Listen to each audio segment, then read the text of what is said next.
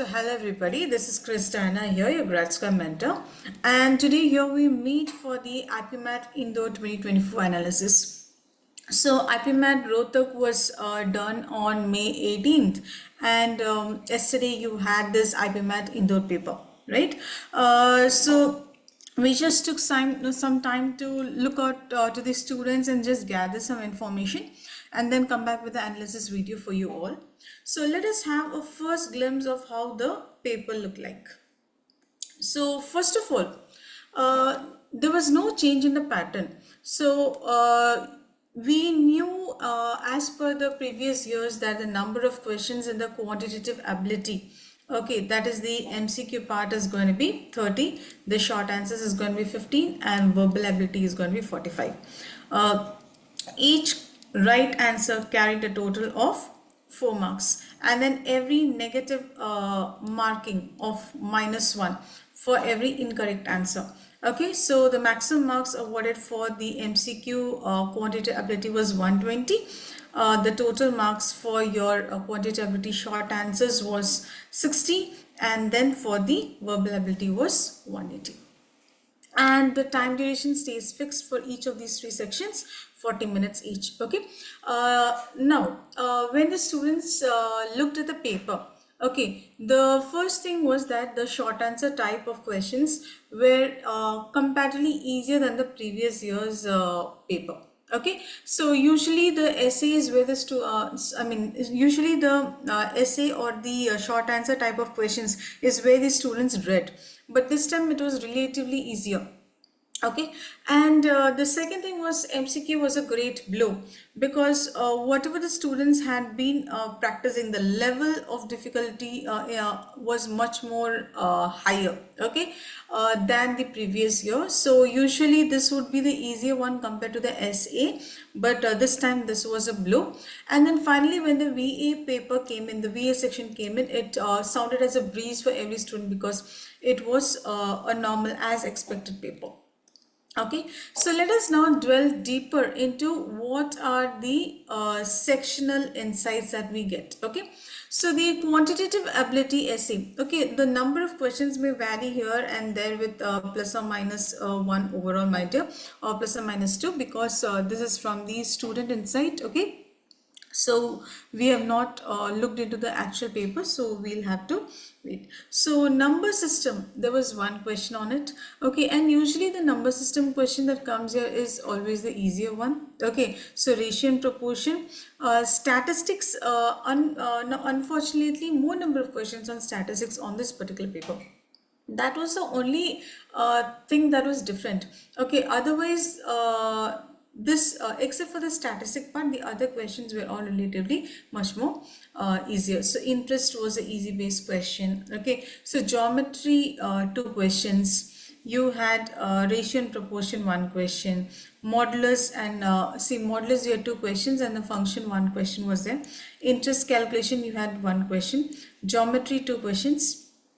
Averages, there were 3 questions. Set theory, this was a very breezer question.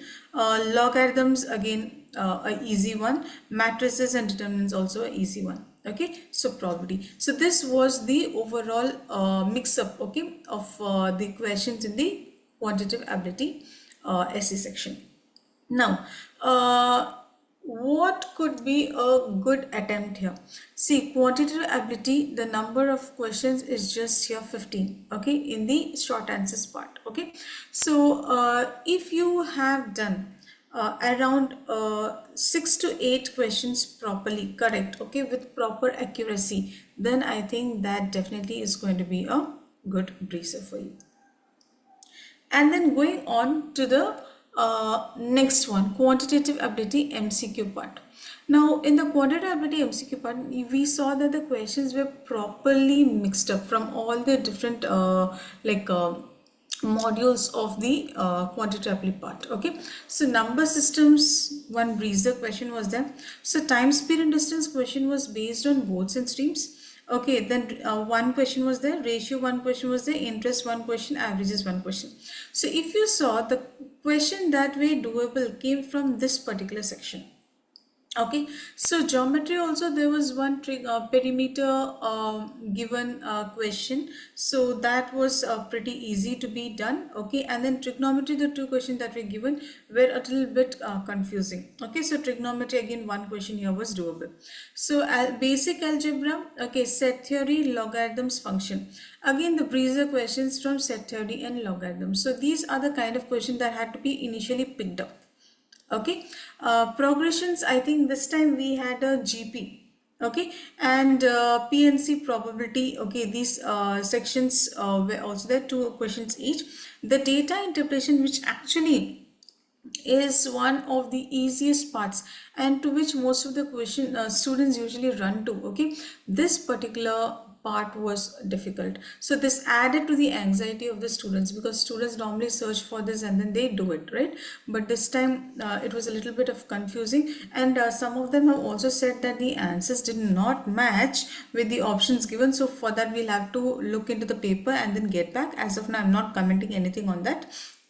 So the ones that I've told you, the breezes, those questions could have been done first, and then the remaining questions could have been chosen from. So quantitative ability, short answer type, okay, we can put it as a moderate pace paper. But this MCQ was slightly on the higher side. It was from moderate level to difficult level. Okay. So the cutoffs are definitely going to go a little bit lower on this particular section. And then the verbal ability, as usual, this was a very easy paper. Okay, the only places where students could have got confused was in the vocab part. Okay, that is generally for every year students, one or two questions come in the vocabulary which definitely go out of their heads, right? So those questions, okay. And then para jumbles also were a little bit of confusing.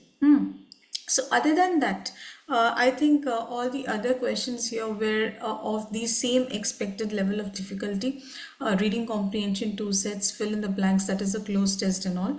So para formation, para completion, sentence improvement, phrasal verbs and idioms, error spotting, okay, para jumbles. So these were the sets from the, these were the places from where questions had been put in. Okay, and overall the verbal ability was the easier section. So let us now come and look at what could be the overall cutoffs for each section.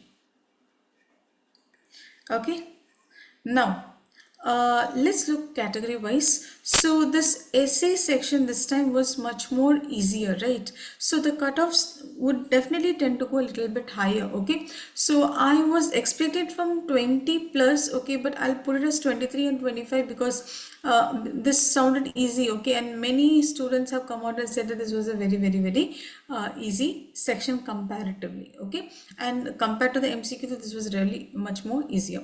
Okay, and then for the QA MCQ, the cutoffs may be slightly on the lower side.